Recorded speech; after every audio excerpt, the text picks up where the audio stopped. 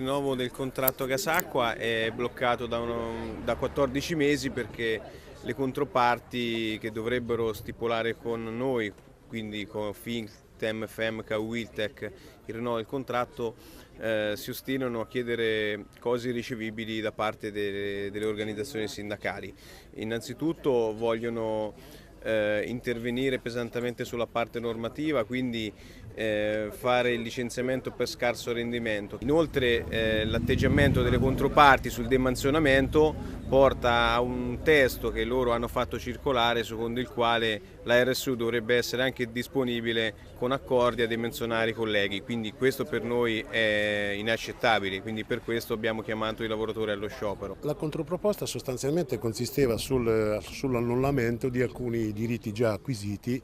che erano stati già conquistati con i rinnovi precedenti, prima fra tutte quelle che praticamente andava a colpire alcune indennità che già sono previste da articoli contrattuali, quali l'indennità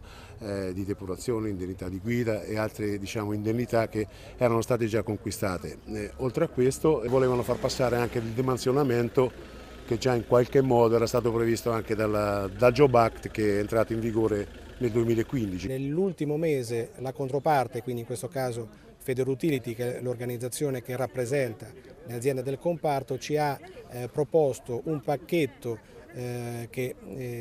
sottolinea una vera e propria controriforma che è inaccettabile sotto ogni punto di vista. La speranza è quella di ripartire con un tavolo negoziale molto più serio e di contenuti rispetto a quello che abbiamo visto sino ad oggi già a partire dal prossimo mese. Ovvio che se le proposte che arriveranno saranno analoghe o identiche a quelle che abbiamo verificato sino ad oggi, è naturale che questo sarà solamente il primo di una serie di iniziative.